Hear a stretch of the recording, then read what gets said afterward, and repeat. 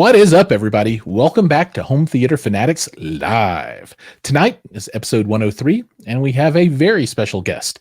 And I believe this is the first time that you've appeared online with us here. We've got Joey Peacock from Indy Audio Labs with us. Welcome. Hey guys, how you doing? To be here, man. Where's your Godzilla sound? Today's special co-host, G-Zilla.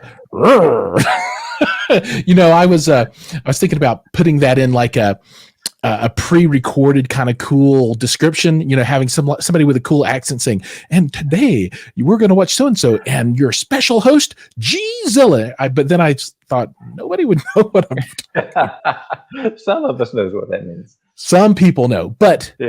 I think it's time for people to get to know you, right?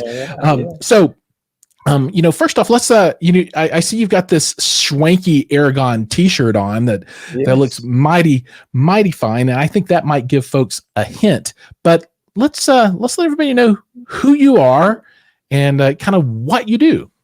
Okay.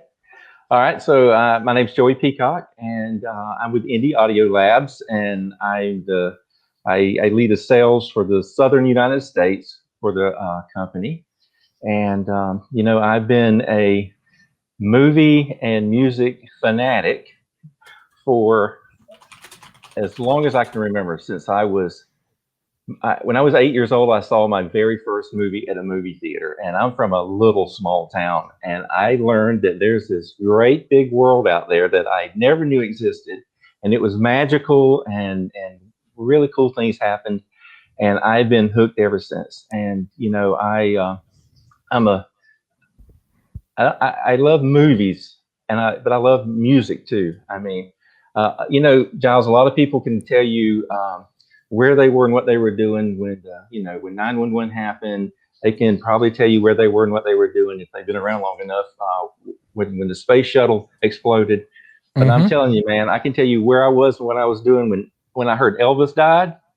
I can tell you where I was and what I was doing when I learned that Leonard Skinner plane crash had died, and, you know, Ronnie and Cassie and Steve had been killed.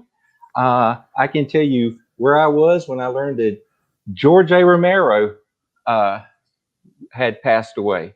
So, wow. I have no idea what I was doing for any of those things. Yeah. So, you know, I can remember going to movies. I can remember my mom dropping me off in the front, and I was really young, but she dropped me off in front of the Florida Theater.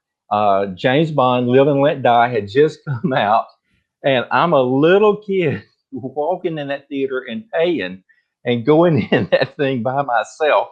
And I didn't even go in where it started, because even to this day, when I watch that movie, when it gets to the certain part when they're by the the swamp and there's a big white sign, that's where I walked in that movie when I was a little kid. And I remember, so movies just, you know, I saw Star Wars in Dolby Surround when it came out, and I was blown away with surround sound. And that was 73? No, 77. 77. Okay, yeah. All right. Yeah. So I was 4. I was a little older than that. I was 4 at that time. I didn't get to see it in, you know, but I did see Empire Strikes Back, and I saw Return of the Jedi in the theater. And I was just a little kid, you know, I was like 6, 7 years old. Yeah, I went to see all those. I remember going to see Jurassic Park when it came out, the first DTS movie. Right. And I remember just being blown away by the sound. Twister, I saw that at the theater when it first came out. I can tell you it was the Miracle 5 in the third theater to the right. And I remember they had a little almost handwritten sign in front of the door warning about the incredible sound. Before you went in, you better be prepared for the sound. You know, I remember those warnings for Twister back in the day. Yeah, interesting. Yeah. So I've been around a long time.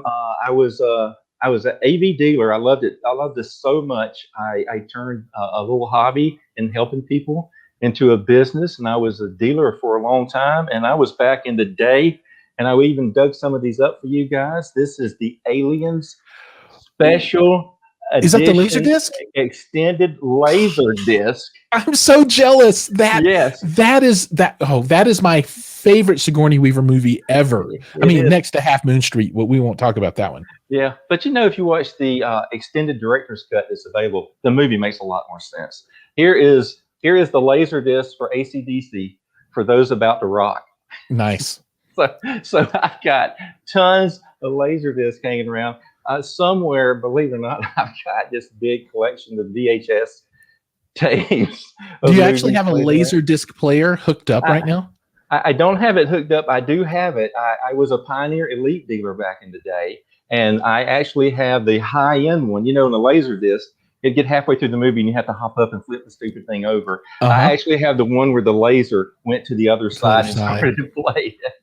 Yeah, so that's actually on my list of things to purchase for nostalgia, because I always wanted a laser disc player when I was little, but that's one of the things that I never actually had.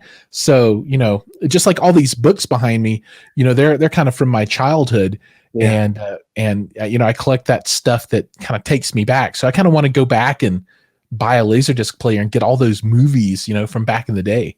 Yeah, so I was a C-band dealer, the big dish. I was one of the very first direct TV dealers. I was one of the very first Dish Network dealers. So I've been around the industry for a long time. I got out for a little while in the IT industry and started getting recruited around to lead different companies and stuff. My heart's always been here. So I started trying to get back in the industry, and I was fortunate enough to run across our CEO, Rick Santiago, and Ted Moore, our CTO, the co-founders of the company. Rick and Ted sounds like a cartoon. Rick and Ted, that's right. And so anyway, I'm here with Indy Audio Labs now. Now, Indy Audio Labs, that has two brands, correct? And can you talk a little bit about how they're distinguished?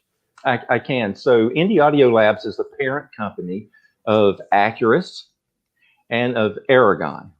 Yep. So Araagon is, for our Araagon line, it's a really high-end line. It's right now it consists of some amps, and we're continuing to grow that line. And the Acurus line is where we have immersive processors, the Act4, the Muse. We have the A2000 series of amps. We have the M8, the M series of amps, and continue to grow the line. Rick and Ted started the company in 2008, so we're not newbies at this. In fact, what most people don't know about Rick is so way back in the day when I first became a dealer, when immersive sound came out. The standalone pre-pros that were the big dogs was the Fosgate line and the Shure line. So Shure and Fosgate had these really great immersive processors for the time and for what they were. And Rick worked with Shure, who made that Shure processor. So he's been in this immersive audio sound. Now, when you say Shure, that's the same, these people, right? That's exactly right. Yeah. Okay. So they were in the surround sound processing. In fact, Rick still has one of those. Like I have some laser disc and stuff. Rick still has that Shure processor floating around somewhere. Man, one day maybe I'll come across one and I'll have to buy it. I'm like, this is. Yeah, you can, believe it or not, I have seen those. I think on eBay and the Fosgate ones too. I kid Rick that I was a Fosgate dealer, but I always knew about the Shure stuff and kept my eye on that. That's awesome. That's awesome. So let's say hi to some of the folks that have popped in. Mike says, "Yo, what's up, Mike? How you doing, Mike?" Mike will he'll be doing his stream this Thursday, I believe at 8 p.m. Mountain Time. So if you're interested in that, make sure to check that one out. Who else do we have? Kevin from GSG Audio is up in the house. I was just on the phone with him a few minutes ago, and he's like, I'm like, dude, I gotta go. I gotta do this we show. Gotta start this thing, man. He's all like, no, I'm more important. That's exactly what he said. What's up? What's up, Jason? Hey, Jason. And Mad Piranha in the house. Hey, man. Mad Piranha. He was here last week. I remember him. Absolutely, man. Mad Piranha is one of the supporters right there. Yeah, good for him. Yeah. So okay, let's get back. And so from my point of view, I'm very familiar with the Acurus line. Right. I once, saw some Araagon at a show, and I walked up close to it, and I tried to touch it, and the dealer was like, "No, don't touch it! No, God!" And I was like, "Okay," and he's all like, "Do you make enough to buy this?" But it's the iridium is absolutely outstanding, and not to make light of it, but to joke a little bit. But they're so cool that there's a left-handed version and a right-handed version of these monoblocks, just so that they'll look right. And I think that's the coolest thing ever, that you can buy them so that they're mirror imaged when you set them out. And I imagine these like in a 2-channel environment on some kind of pedestal, kind of on the floor, like you see in the typical high-end kind of setups, but they're mirrored, so they have that nice aesthetic, right?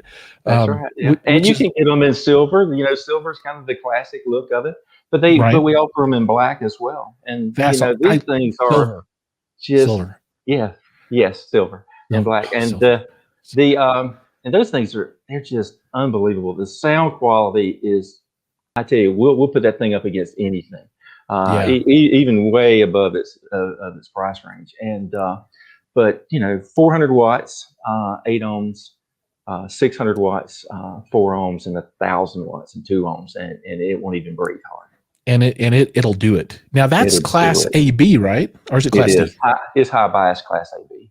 Ooh, yeah. 2 ohm class AB, 1,000 watts.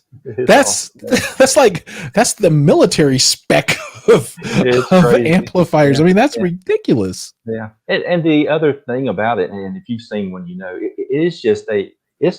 it's almost a piece of art in itself. It's beautiful. It is so classic. I remember when I was a dealer and it came out in the 80s. I think 86 is when the Araagon line first came out. I mean, it was breathtaking then, and it's even more so now with today's technology that Rick and Ted are putting in it, the engineering team. So that's outstanding. And so that's the kind of the 2-channel world of the brands. And then on the flip side of the coin is Acurus, which is the multi-channel world, inclusive of processors. And so let's see, you guys have the Muse, which is 16-channel. You then have the step up model, which is the Act 4, which is 20-channel. And my favorite feature is it has a knob on the front. Yeah. I like the knob, man. I know that sounds weird, but I really like the knob on it. I hear other people say that they just want to have something that they can touch and spin if they want to.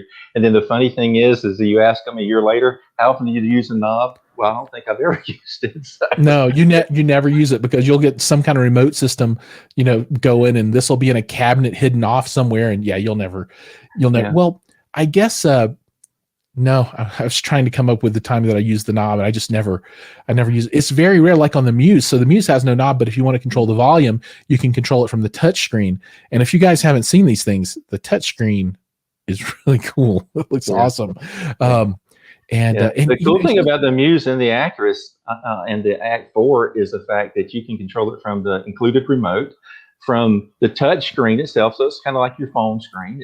You control it from your touch screen. You control it from your a web app on your phone, or it's a web browser, right? So you just go to the URL and then you've got access. Address, yeah. Yep. Mm-hmm. Yeah. Mm-hmm. I do that a lot. Now, here's one thing that I don't like about that. So here we go. Feature request. Not all of the setup functions, I think, are in the web portal for it. I don't think. Maybe they are. They're so in our roadmap of stuff. We are working on a firmware upgrade on the web interface. So that's cool. Right. So on your device, you're going to have a lot more options than what you do now. It covers everything you want now.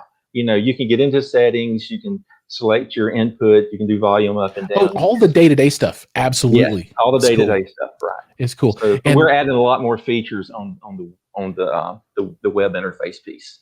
Now that technology, which really is, what I consider the capability of the processor to integrate with lots of different control tools, that extends out to like the M8 8-channel amplifier as well. So it's got Ethernet on the back, and you can control it just like that as well. So if you wanted, if you wanted to brew up some type of IP control system, you could do that. And how many? I don't know many amps that have that level of control built in. The Aragon has the same thing in it too. So that I did not know. Yeah, and let me add this about the Aragon because I don't want people to pigeonhole the Aragon into 2-channel world. You can get the Act 4 in a silver configuration too, to match the silver Aragon amps if you wanted to, and you can, if you're doing a really high-end premium home cinema. The ultimate would be the Act 4 processor with a bunch of, maybe you did the Iridians for the LCRs, and then you did the titaniums for the rest of the line. Well, I actually had a dream the other day where I had the Act 4, but I also had 13 Iridiums. For the 13, and then there was the left, and they were in a cabinet, but it was left, right, left, right, left, right.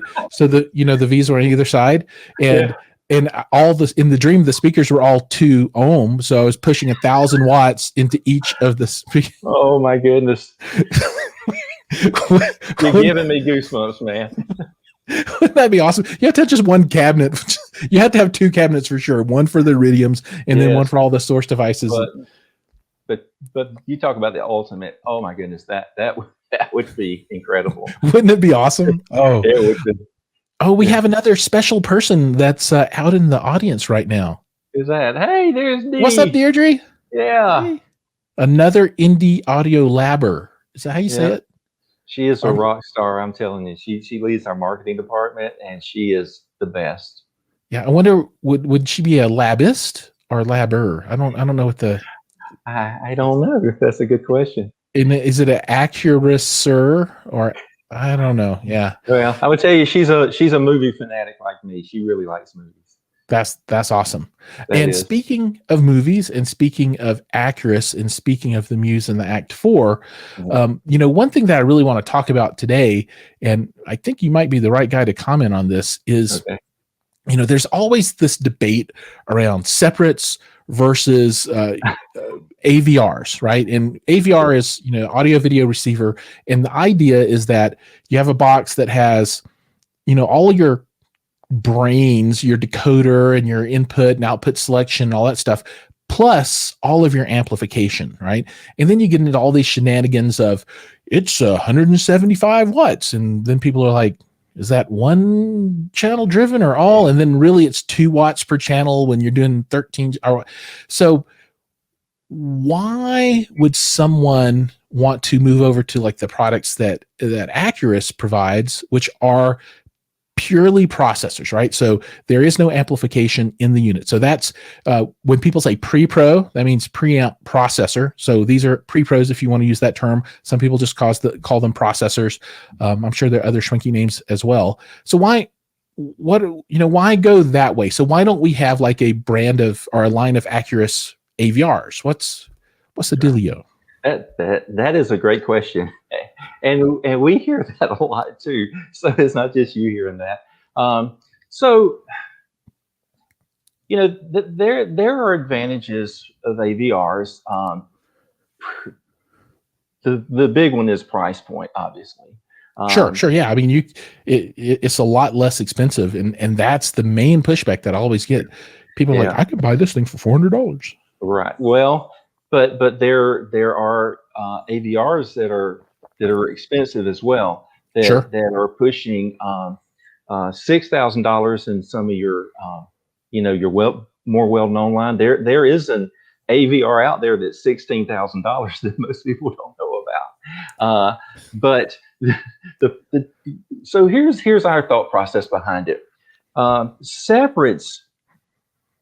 For the most part. Now you could have some company come out and make separates like dirt cheap and claim the world, but they're going to be sacrificing a lot of stuff. But separates, the way we make them, the immersive processor, that's its whole job, is to take the audio and video, and we do a really clean signal path with the video. Typically high-end components like we are don't offer on-screen displays and stuff like that. Sure.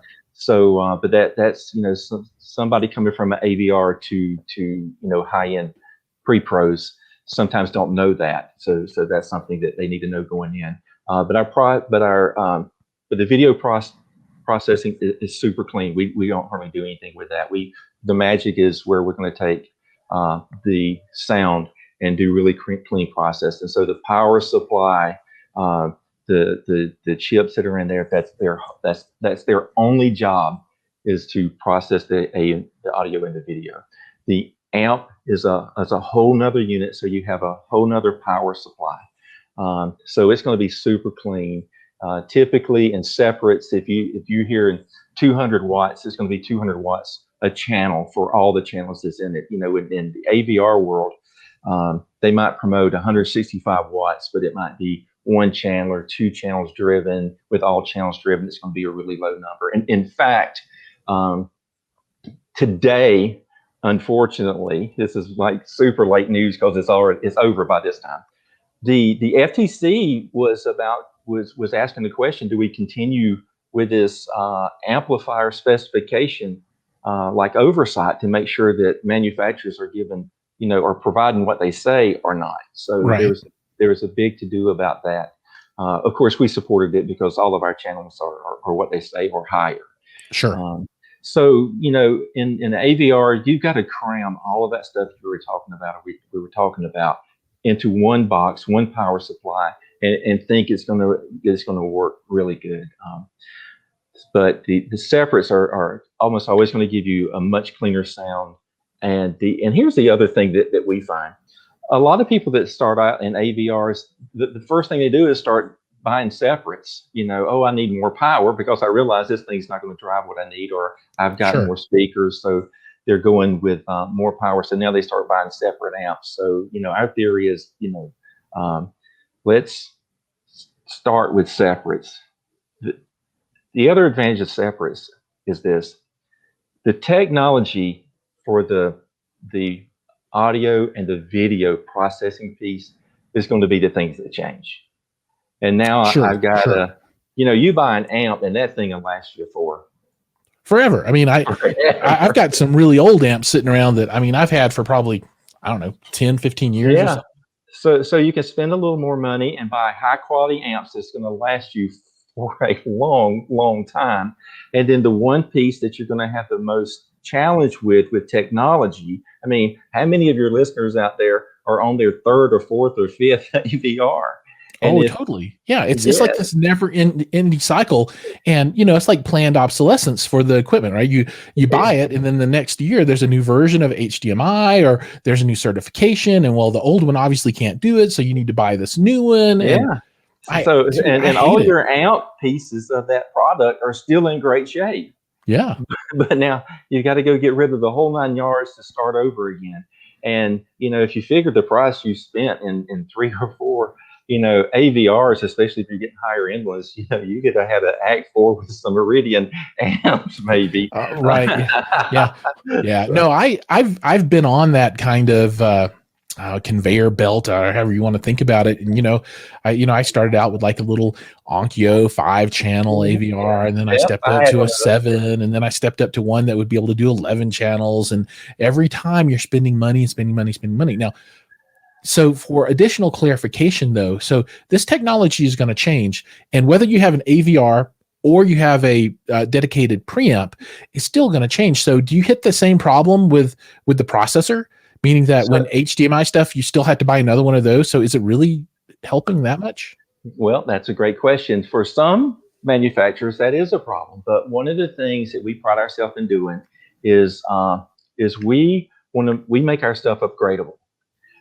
What you just said, the HDMI, we're on HDMI 2.1 now, is what's coming out next. We just got out of 2.0B and 2.0A, and then, before that. So our processors, the two pieces of technology that's going to change is that HDMI something's going to change with that technology, and the DSP signal processing, right? The decoder part. Yep. Our immersive processors are completely upgradable, and I'm talking field upgradable. Your dealer could upgrade the HDMI board and the DSP module. You mean so just to be clear, you have your dealer, you buy your unit, and then the new thing comes out in 2 years or whatever, right? And it's not something that's firmware updatable. So for most people, that means they're just throwing away their processor or the AVR, or they're buying something new, and starting over. But for you guys, you pop the top, take a new part, shove in there, good to go. Yep. Okay. HDMI. So the HDMI comes out and it's 2.3, and it's like you said, it's not updatable. It's only upgradable, right? Right. I can't update it with firmware. I've got to replace it. Ours is is field upgradable by the dealer. That's awesome. And the same thing with the DSP module. So now I want to add this one thing about our products. So they are upgradable. I also want to share something with everybody that a lot of people don't realize about us. So all of our products have a 5-year warranty. So that is killer, because there's not many products out there in the electronics business that have 5-year warranties on it. But all of our products have 5-year warranty. And if somebody were to send in a product to us and for us to do the upgrade, or if they had a problem and they send it in to us for the repair, once we get through that for them, we'll go through, we'll make sure the firmware, software, all that stuff is up to date in it. But we'll recertify that product, and we'll restart that 5-year warranty at day one. So does that go on potentially forever? Yes. So you can buy a product and then upgrade something within the first 5 years, and then get another warranty, and then do another one 4 years later, and then get another 5-year warranty. I kind of like that. Yeah, a classic example of this for us is that we had the very first Act 4 was a 16 channel. So the Act 4 came out was a 16 channel. It came out in 2016, and the first unit went to a client over in Europe. And in 2019, I think it was October 2019. In 2018, we upgraded the unit to a 20-channel processor. And in 2019, the client with that unit number 1 decided that, hey, I want to have mine upgraded to the 20-channel, shipped it to us. We rebuilt it basically to the 20-channel, upgraded everything, recertified it, and he had a 4-year warranty on it. And now he has a brand in October 2019, he got a new 5-year warranty on it. So if he never sends it in to us again, he'll have a 9-year warranty on the product. That's awesome. I love that this equipment can last the test of time, because I am not a fan of throwing money away and buying something and then, I mean, it's nice to get new stuff, but man, I'll get something. I'll get a new projector or something. Yeah, but if you can update the technology of what it's processing through the audio and the video, that's how you're doing if you're buying new stuff. Yeah, totally. And yeah, so we allow that process to happen with our products. It's real simple. So that's great. So you would have a higher initial investment in the product to start with, compared to something like we were talking about, like an AVR. But in the end, by doing just a board, probably the HDMI board will be probably the biggest thing that has to change. You got a minimum investment in that. So in the end, our stuff long term is a much better investment. Yeah, that makes sense. And so the first discrete processor that I ever used was a Muse. I mean, I used others, but for me actually installing and using for a long period of time, it was the Muse. And I was absolutely stunned when I made the move from a very popular AVR in the $2,000 price range ish, a little bit less than that. And the sound was astronomically better. I mean, it's not night and day difference. It is undescribable difference. It is a humongous difference. And my local sound expert testers, aka my children, I brought them in, and I played one of our favorites, and they're like, "Dad, what happened?" I'm like, "What are you talking about?" They're like, "It's so good." I'm like, you like that change? They're like, yes, please. Let's, whatever that is, I need more of that. And it's when I put the Muse in, and it just absolutely blew my mind. And there was a visual difference as well, but that wasn't nearly as significant as the audio for me. The audio was super impactful. Right. All right, so I'm gonna put a pause on the Acurus talk, and I gotta say hi to Herman. He's always around, and happy Lunar New Year to you as well. He's joining us from far across the ocean in China, and I'd love to have him join. He is building a new home theater himself, and I hear about that. Yeah, I think he might be going with Acurus as well. I hope so. We sell globally, so we have places he can pick that up in China. So yeah, I mean, I can't say enough good enough things about it. So Herman, glad to have you on the show. And the other thing that I need to call out is the headphone of the week. It's kind of, you can't really see it all that well in here. Anyway, this is the Monolith M570 from Monoprice. It's a planar magnetic open back headphone, and this thing's pretty darn good. I've got a review video of this up, so if anybody's interested in checking that out, links are down below, so you can go see that. But yeah, this is the headphone of the week. I don't know, maybe you can compare it in your mind. Hopefully everybody was watching last week, to the Hi-Fi Man Diva that I had on, which is a much different look, right? So this is a little more subtle, a little more sedate, and the others, the Diva was brown and nice sparkly silver and bigger as well.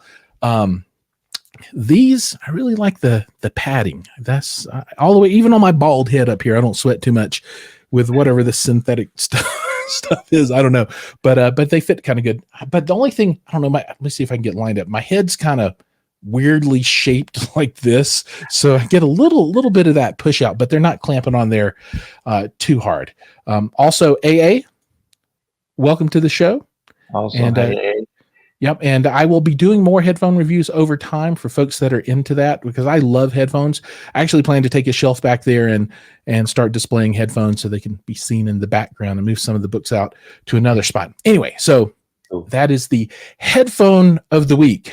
And with that, though, I want to jump back and close out the hardcore Acurus and Aragon discussion with kind of what's coming up for you guys. So I think people know that there's the Act 4 and you've got all the stuff in, but what's anything new coming out? Anything to Yeah, that's a great question.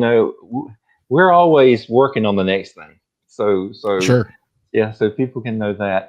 So for Araagon, I kind of breezed by it just a second ago, but we just last week announced we call it the Element Collection. The Iridian, a periodic chart element. Sure. And so we just announced last week the Titanium that I just mentioned earlier. Kind of brushed by that. It's a dual monoblock. Mm-hmm. And that means that it's a single chassis with two discrete amplifiers on the inside. So it's not like one big mess of circuitry for two channels. It's like two different units. That is correct. Right? Okay. Right. The only thing it shares is, in a dual monoblock configuration, the only thing that shares is a power cable. Right. Okay. Yeah. So we have that. A little super secret squirrel blurb here. We have a really high-end preamp coming out pretty soon, so people need to be watching for that. Now, so that will not be, that's a 2-channel preamp, right? Yes, that's the Araagon line. Right on, and it is not a integrated, so no amplification, pure discrete preamp. Yes, it's going to be unbelievable. If you're really into 2-channel stuff, you want to watch for this. And we'll have it posted on all our social media everywhere once we come out with that in a press release. But we're really excited about that guy coming out. Now, but so the name of that's not been released, right? No, it hasn't. Okay, but it's in the Elements line, right? It is. All right, so the name's probably going to be an element, right? Well, it's called Elements Collection. So, all right. So everybody out there, down in the comments, guess what you think that element's going to be, and I'm gonna guess. Yeah. it's probably not going to be brass.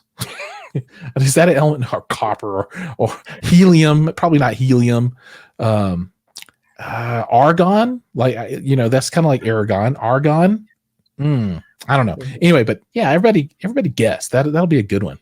I'm sworn to super secret squirrel stuff, so I'm not saying. Sure. Yeah. So what else? Anything else coming that's new? Yeah. So let's see. So in the Acurus line, a couple of really exciting things there in the Acurus line. So effective February 1st, anybody that's getting going forward, our immersive processors, the ACT4 and so this is like breaking news right here. Big business. Okay? Big business. This is big business. So we've done Dolby Atmos and DTS:X. We were the ACT4 when it was released in 2016 was the first immersive processor for the custom installation market that included the Dolby Atmos and DTS:X processing. Most people don't know that award-winning immersive processor was the first one to bring that technology to the market. So the ACT4 and the Muse now, as they're released now, they'll do the DTS:X. They have Dolby Atmos, but they're also DTS Pro and IMAX Enhanced ready. Ooh. Now we're waiting on final certification for those, and then it'll be a simple firmware update. So a lot of people have been asking about this and waiting on these, and so it's. I've had a bunch of people ask me about those things. They're all like, "When's it coming?" I'm like, "I don't know. You gotta ask them. I got no idea." So all the processors that are shipping now are ready, and once the certification is done, we'll release the firmware to make that happen. So super excited about that. Yeah, and that goes back to what we talked about before. As these new things come out, you don't have to go buy something else, right? I mean, you're not throwing it all away. It's just an upgrade. Yeah. So nice. That's super exciting. So our dealers are really excited. Our manufacturer reps that do business with us are excited, and of course, the clients that have been waiting on this are excited too. Let's see, what else news? Aspect. Let's talk about Aspect. Now this is a big one right here. This one I've been waiting on myself. So yeah, so Aspect begins shipping this week. So it's time. It's time, man. So let me share this. One of our internal business philosophies that kind of drives what we do is the saying of simple installation and simple operation, because we want our stuff to be super easy for the end user, and whether that end user is using the remote, the web app, or we've really built our stuff with control systems. I mean, we have all the major control system drivers built into these things, so it doesn't matter what somebody's hooking up. It'll do like Control 4, Savant, all of them. Yeah, all of them. Yes. Right. And it's all about simple installation and simple operation. Now, it would have been easy for us to go out and license somebody else something, but we looked at the market, and man, you could have went out and bought die rack and put in if you wanted to. They are so complicated. They're so time consuming, and a lot of times it's even once it's done, I've got a lot of tweaking and stuff to do. So Aspect is part of this whole simple installation, simple operation. So it took us a little bit longer to come out with it. We readily admit that, but boy, oh boy, this thing is a stinking game changer in room correction. This guy is badness, and you can call it badass if you want to. It's badass. Yeah. That's actually going to be the logo. Aspect. Badass. Rick and Ted might stamp it on it somewhere where it's not obvious. But that's hilarious. We're super excited that this is available and it's starting to ship. And so we have a process of how we're getting those out from our dealers who have pre-purchased, and we've got some customers that have decided to that they wanted one in the pre-purchase. So we kind of have here's how we're getting this guy out. That's awesome. I mean, I'm really happy to hear that. Yeah. Cool. Yeah, it's really exciting. I've played with it, guys, and it is when you look at what other options are and what other options provide you, this thing is just brilliant in what it does. And just like with any other technology, Rick and Ted's vision for this thing, it continues to grow and continues to get crazy. I mean, I get the behind the curtain to hear, what the vision is for long term for this thing. It's just mind boggling where they're going with it. So the cool thing, just like any other technology, like we've been talking about, firmware updates along the way. So it's really, really exciting. That's cool. Yeah. I plan to get my hands on this one of these days, and I will let the world know what it looks like and what it can do. And if it really is a game changer in my room, at least, it will be. I promise. I'm sure it will be. I don't doubt it. Yeah, because EQ is right in the name. ASP EQ. Yeah. T. Yeah. Nice. Automatic speaker parameter equalization tool. Say it again. Aspect. Automatic speaker parameter equalization tool. Right on. That's cool. The name might be complex, but the tool is not. That's right. Yeah. That's awesome. And one of the cool thing about our products, and we hear this from dealers and end users a lot, is just out of the box, the sound is unbelievable. I mean, it is crazy how good it sounds just straight out of the box. It does. So it sounds really good. It's just going to take it to the whole next level. That's really cool. Yeah, I super look forward to that. That's gonna be awesome. A couple other things. So we have a Facebook user, and if you're a Facebook user, you have to give permission to StreamYard for your name to come across. So we can't see who you are, but apparently, Joey, you have supported this anonymous Facebook user. And he wanted to say hi. And then, well, hey, I'm glad I was able to help.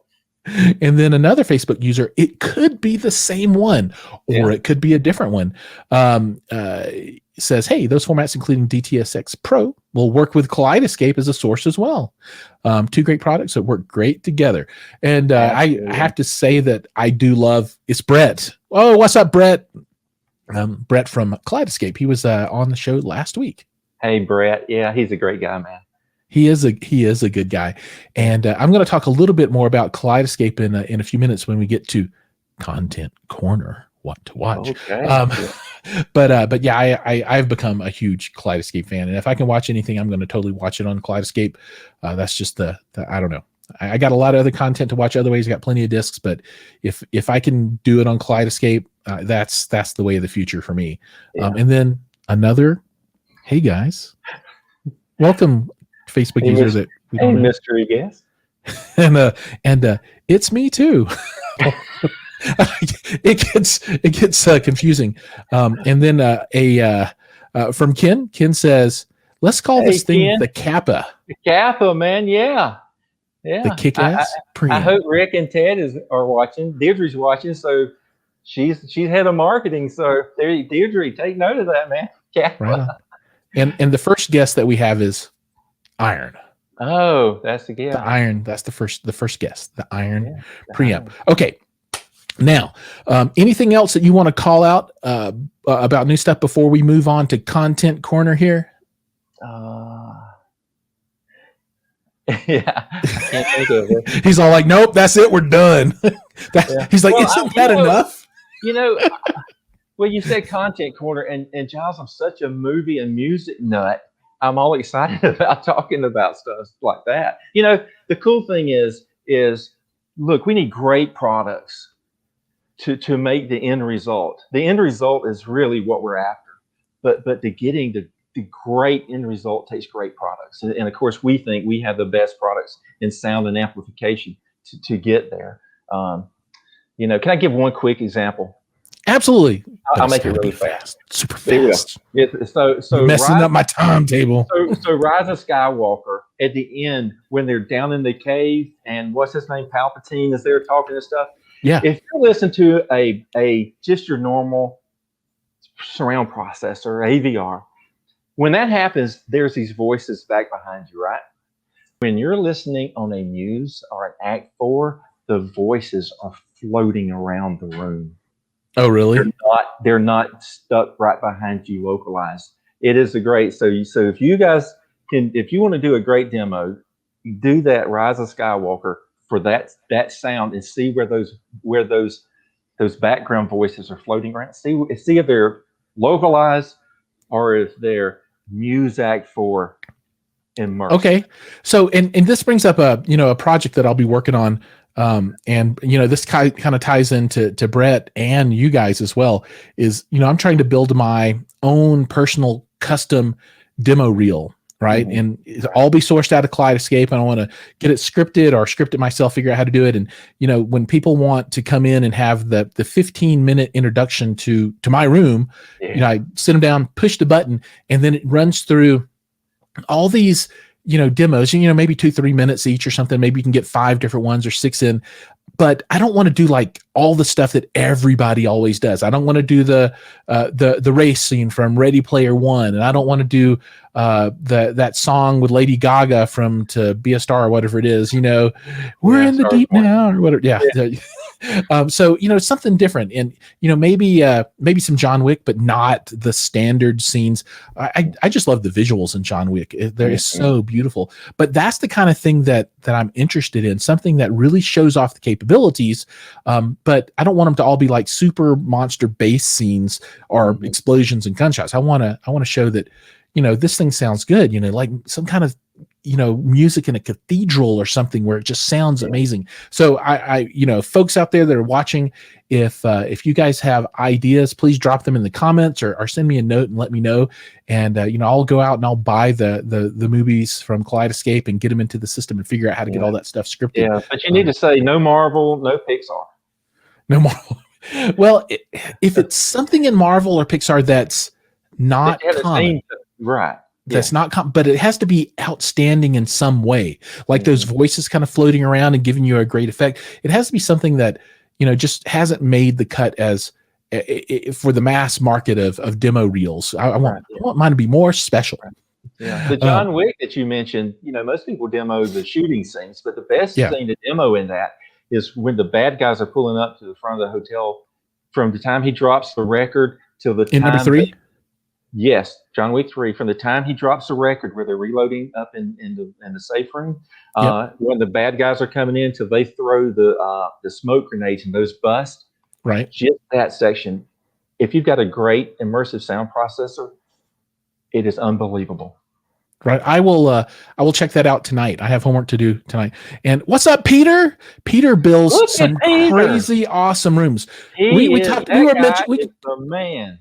We were talking about Peter earlier today, and Peter, he just built this thing with I think it's a Sony screen. It's got like 18 panels. And, that's the biggest in the world.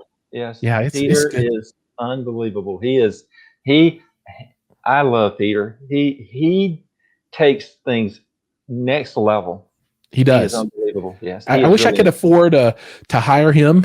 And then I wish I could afford to pay for the equipment that he would want to install. Yeah. But to give Peter a plug here, Peter's stuff is not all astronomical. He does do bleeding edge cinemas. The Moon Lounge down in Sarasota. Unbelievable. That one he just did with the 200-inch Sony. Unbelievable. But Peter can do more budget friendly. Now you got to have a bigger budget. I'm going to say, Peter, I got $5,000. Make it happen. No, he can't do that. He's all right. That's the down payment on the processor. But we shouldn't pigeonhole him into the mega wealthy can do business with him. He does a great business, and he has a wide range of clients and products that he can do. So he's a great guy. That's awesome. Yeah. So thanks for dropping in, Peter. It's really great to see you here. To see you, Peter. We got a question from Triple D. What's up, Danny? The Danny DeLuzzo's in the house. He says, sorry for the random question. I mean, I'm down with random questions. Just bring it, because I can talk subwoofers all the time. He thought it could wait, but he can't. He's got to have it. It says, Giles, do you leave your Ultimaxes assuming you still have them, as 4 or 2 ohm on the 10K. All right, so the Ultimaxes I use, they're UM1822s. The 22 stands for dual voice coil, 2 ohm. I wire those in a series to achieve a 4 ohm load, and then I run each 4 ohm load independently on the on a Sensibin FP10000Q 4-channel amplifier. So they are running as 4 ohm. I suppose you could do something weird, although I wouldn't recommend it, where you could take each voice coil and put on a channel of amplification and split that input. I don't know that I'd want to do that, though. I would want to make sure that there's no disparity at all in the signal that's hitting those voice coils. So I would not recommend doing that. Now, the other way you can set them up is wire them in parallel, and that gets you a 1 ohm load. But then I think maybe stuff starts melting at that point. Maybe if you go buy like a car audio Punch 45 amplifier from 1982 that was designed to run at like 0.25 ohm or something, that would be the thing. But for me, 4 ohm running on one of the channels, and I'm good to go. And I had another question about that amplifier, and they're like, can you mix different ohm loads per channel? And yeah, so I've run 2 4 ohm wired in series Ultimaxes plus a 6 ohm Eminence plus a 8 ohm La Voce all at the same time, and it was just pounding my brains out. It was so freaking awesome. So yeah, I can do it. And that is a beast of an amplifier, the Sensibin and the Sandwave version. And then always the Lab Group and Real model. If you got about 6, 7, 8 grand that you want to drop on it, little expensive, but yeah, that amp will handle that. No problem. Oh, look at this. Brett has got his, stuff fixed. We can now see he has a big green bee. So welcome. Yeah. Quiet Place. Yes. That's such a great movie. I don't own that one on Kaleidoscape yet, but I absolutely want to get that. Peter mentions the Doctor Strange had great voices going around your head. Venom has a great Venom voice that kind of is up in the sky. And then I think it was Far Away From Home, the Spider-Man movie, that also had a really good Atmos vocal track that was kind of crazy. Brett also says Sarah Berrier. Is that how you say that? I don't know how to say that. Sitting on the dock of the bay. And Lifecycle Granddad Farm for video. I don't even know what that is. I don't either. I have no idea. Lifecycle. I don't know. Triple D, you are very welcome. If anybody has any questions, you don't have to limit them to Acurus Aragon. We always field anything that you're working on. So if you have questions around your home theater or 2-channel environment or even your headspace needs, please bring them here every week, and we will make sure that you know exactly what you need to know. And if we don't know, we will find the right person to answer that for you. So this is your one-stop shop for anything that you need to know, hi-fi, home theater, or technology in general. I've been in IT for 25 years. So if you need a network built or you need a network, whatever, I got your back, man. I'm here for you guys. And with that, though, we're going to move on to our sponsor message. And this week, just like last week, this episode brought to you by GSG Audio. GSG is your one-stop shop for everything DIY subwoofer related, from flat packs to drivers to kits to amplifiers. GSG has got your back. And that is, something, a company, and Kevin was on a little bit earlier, that I've worked with for quite a while now. And I love those guys. I mean, I like to build stuff. I like to work with my hands, although I'm really bad at it. I like to do it. So I put myself forward as a champion for the kind of the everyday workman. If you want to build something, if I can do it, that absolutely means that you can do it, because I have no special skills whatsoever and probably only half the tools that I really need to do these things. So if I can do it, you can do it too. Mad Prana says, how many headphone sets do you have? I don't have a ton. I've got, 1, 2, 3, 4, 5. I've got 6. Then but that's not IEMs, and I've got like 4 or 5 or 6 IEMs. So I haven't created a ton of content around that stuff. But I do really like it, because, there are certain times where I use headphones a lot. Like this stuff, I have these on, dude. I have these on for I don't know, 10 hours a week. And when I travel, I always have a pair of IEMs stuck in my ears. And so those are important. And, you know, when I fly, I always carry a nice set of headphones. So for me, it's super important. What about you, Joey? Any headphone recommendations? Anything that you're liking? I hate to say it, I'm not a headphone guy. I can kind of tell by what you got stuck in your ears right there. I mean, I don't know, man. But at least these go behind the ears, so I can't snatch them out easy. There you go. That's important. That's important. So yeah, back to the GSG thing. If you guys are looking for subs, please go check that out. And one day in the not too distant future, when I get to it, and I don't know when this is, and people ask me, and I'm sorry I can't give you a date, I'll be filming the 18-inch Marty Cube with the UM1822 versus the Devastator with the Eminence, I forget the model number, it's the Neo Magnet 21 from their touring line, versus the Kraken in the 21-inch full Marty. And I'll show you the difference in the output curves there, and kind of what they look like without IQ, and you can use that as an idea of how to best purchase for your particular needs, whether you're looking for a mid-bass monster or something super low end, because those speakers all sound absolutely different. You know, some folks are like, subwoofer, whatever, it doesn't matter, you know, but to me, they all have different sounds, and I really, really have my own preferences that don't necessarily match up with everybody else's. But I'll be making that video as it's been requested a lot. Okay. We are going to go into content corner, and, you know, I apologize, but I think this episode is going to go about 15 or 20 minutes too long. So hang out with us. Yeah, I've got 3 exciting things that I want to call out for content. And I'm going to start with, well, dude, so I got to record this thing where I actually have the little segue into content corner, because I've been copying the Grand Tour, the season 1 stuff where they would have, I forget what they call it, but, you know, they would say, today we're going to take a stroll down so-and-so lane and blah, blah, blah. So I've been copying that. But yes, we're going to get to content corner and what to watch now. And first, and this is on Kaleidoscape, and I got the email today saying, hey, you can give us your money now and get this movie. And I said, oh, thank you. I can finally give you the money.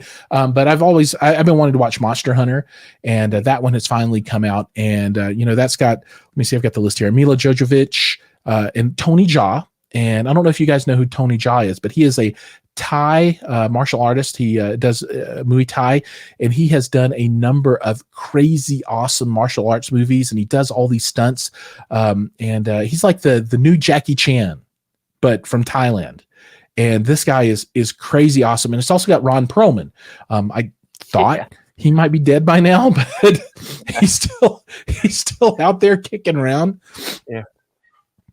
So in the movie, I think the plot is there's a set of folks and a Lieutenant Artemis. So maybe they're soldiers in the military somehow. They somehow get transported to a new planet, and they're monsters. And then they have really big swords like anime. And I mean, it looks really good. Yeah, it looks super awesome. Ooh, that was weird. It looks super awesome. So that is going to be on the mix for this weekend. And I'm happy to say that I can watch it on Kaleidoscape. So I'm going to get all that quality, and I don't have to deal with any of those fiddly discs. Now, let's see what I've got on my list here. Let's talk music. All right. So music, and I've had this on rotation now for a couple of days. And this is a soundtrack from Judas and the Black Messiah. So you guys, if you don't know what that is, go check it out. Give it a Google. I'm a big hip hop fan, and this is like a lot of tracks of jazz hip hop fusion. So it's not like hardcore hip hop, and it's definitely not, any of the kind of stuff that you would typically hear on the radio today. It's not trap or any of those kinds of things, which I like as well. But this is a little more laid back. And, it's got good rhythm, good blues, good jazz sound to it. So I would strongly suggest you guys checking that out if that falls into the music genres that you care for at all. Matt Piranha says, plot is secondary to the looks. That very well may be it. The plot for this might just be a mechanism to have cool special effects. But I'm okay with that. I don't have any problems with that at all. but yeah, go check out Judas and the Black Messiah. I've been listening to it via Qobuz streaming on a new setup that I just set up for Rune. And I also set up a Rune endpoint with a Raspberry Pi, and then somehow I blew it up today, and now it doesn't work. I don't know. I was downstairs, I was doing stuff, and then I unplugged the power, plugged it back up, and then it didn't work anymore. Oh no. I know, man. But Mike turned me on to Rune, and I'm loving it. And I'd looked at it before, but I'd never gotten it set up. But I made the jump because I couldn't handle Volumio anymore. And now Qobuz, Tidal, Rune, that's hooking me up. And then the final thing from my what to watch is Expanse Season 5. And that just finished up a couple of weeks ago, and I just finished watching it a couple of days ago. And oh my God, this is one of the best shows on television right now.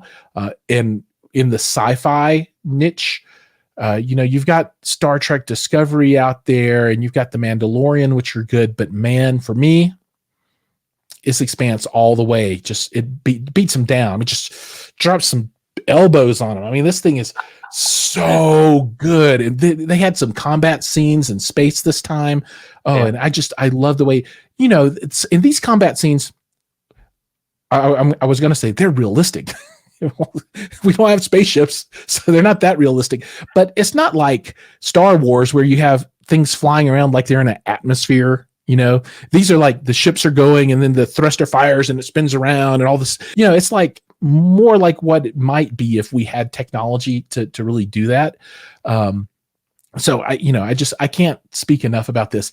And, this episode was all about the Belters and how they're trying to get their space back in their place in the solar system. And there's a super bad guy that you just hate. And then he's got a son with one of the super good girls that you love. And there's, so this, it's I guess a space opera is what they call it, with a ton of action in there and alien stuff too. So strongly recommend that you guys check that one out if you haven't had a chance to do so now.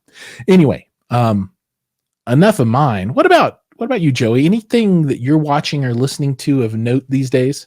Yep. So, man, we watch movies almost daily. In fact, Sunday, the weather was cold and nasty and raining. Yeah. So we spent the afternoon binging Denzel Washington, Book of Eli, Safe House, and the new Little Things, which I really liked.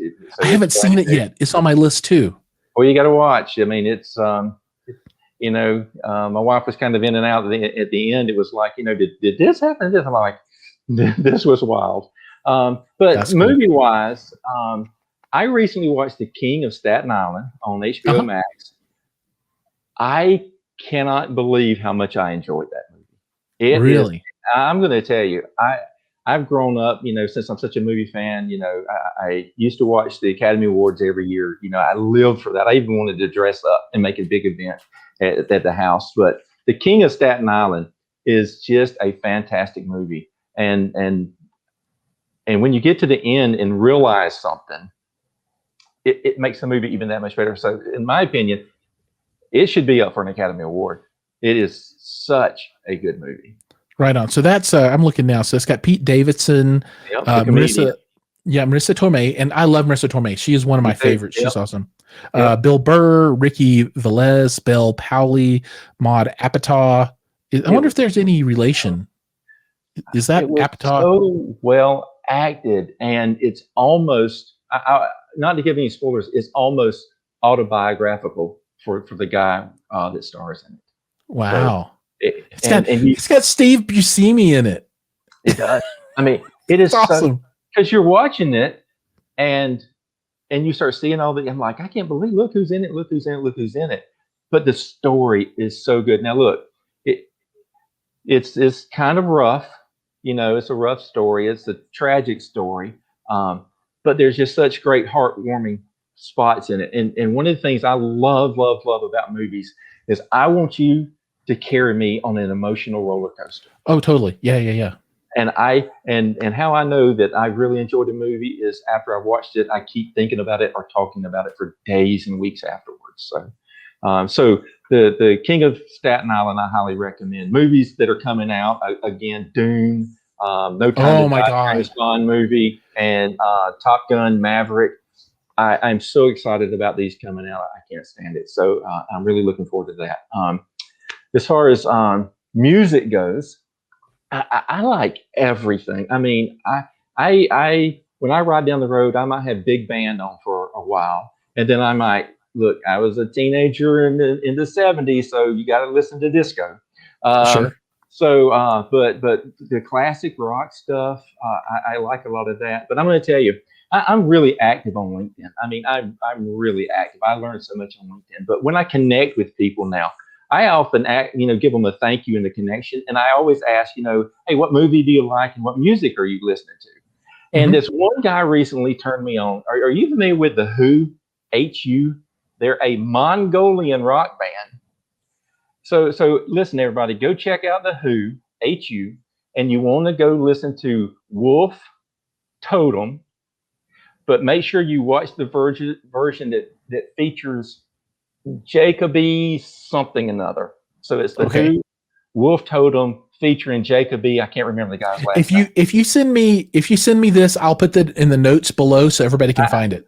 I will. It is like, and so the first time I told my wife, I said, let's listen to this. A guy recommended it, and he says it's really different, but I think you'll like it. And we watched it, the video, and she's looking it up, and she said, that's a Mongolian rock band. And I'm like, I didn't know there was such a thing, but it's really wild. So there's one guy speaking Mongolian throughout it, and that's why you got to get the version with Jacoby, because he's talking English. He's saying things. Yep. Okay. So for TV, I'm currently, and I just started on this. I think they're in season 2, and I just finished season 1 on Apple, The Servant. Okay, I've heard of that, but I've not seen it. It's dark. It is wild. It is. There's not a whole bunch going on, but what's going on is like, you can't believe what you're seeing. Wow. And so it's really different, and I can't wait to see what happens in season 2. So, we were hooked on The Boys. We loved Star Trek Discovery. We did CBS All Access for Picard, and we enjoyed that. But then we started on Discovery and loved that. Upload is another one. Lock and Key is another one. But now, those were great series that have ended, and all of them are questionable about whether they're coming back for the next season. But there's so much good content everywhere. This is the golden age. It is. I hate it that when you look at my Apple, to go in there and look at all and it's like app after app after app. Here's HBO, here's blah blah blah, and you got to go through all the stuff. But then you find one good show on one of them, and you get hooked on it, and then you discover some other stuff. But there's a lot of good stuff out there. Now, I'm going to do in about a month an episode, and it's all about 2021 television shows, what to watch. And I'm going to bring in Taurus from the Fun Waste of Time podcast. He's super pro. I mean, he knows everything about everything, and I love that guy. And when I talk to him, I always learn so much about pop culture. And, he's a big home theater buff as well, but he knows his content. Yeah. And I've been on his show a couple of times, and he's going to come on. And he's going to bring a couple of buddies, and we're going to break down some of the things to watch in 2021. And one thing that I just learned about that's going to be coming out maybe in 2021 is a TV show called Sisterhood of Dune.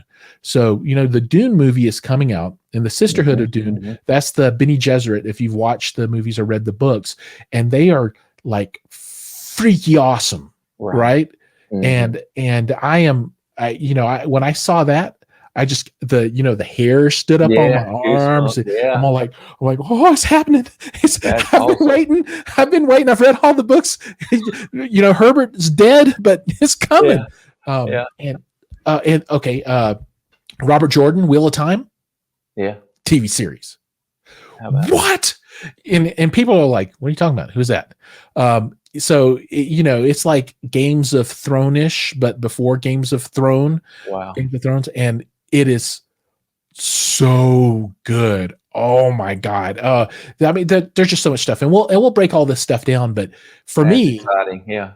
I've never been as excited about television as I am now, because all of these things that I am into specifically are starting to get their play. And I really think that, the success of the Marvel Cinematic Universe in the theaters, and then the desire or the capability of Disney Plus to bring all of these TV shows, and they've got like 5 or 6 Marvel shows and 5 or 6 Star Wars shows coming.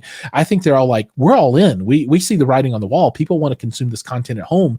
And, we can do this in short format as opposed to theatrical release. And we could do a bunch of this stuff. And the actors and actresses now are willing to actually do that. They're not like, they don't say, no, I'm not going to do this television thing. I can only do movies. They'll do all the different formats. So I don't know. I just can't say strongly enough how excited I am about television this year. Movies, there's going to be some good stuff, but I'm more excited about the television right now. And we'll be doing it. Yeah. So Mad Prana. Oh yeah, you're right.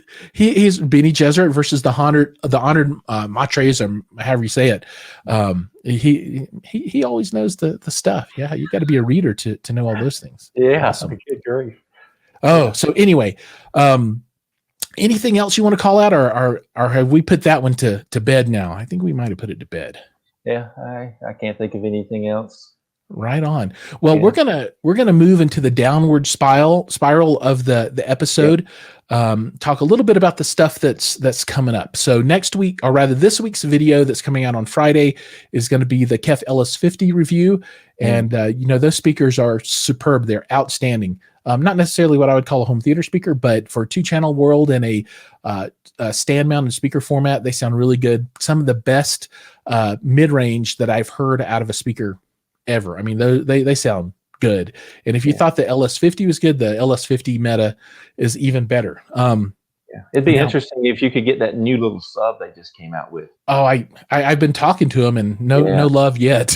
Wow. all the big guys get it first. Yeah, that would be a good review to have that together. Absolutely. And then I've got a stack of stuff that I just wanted to go through, right? And like I need to do something with AirPods, right?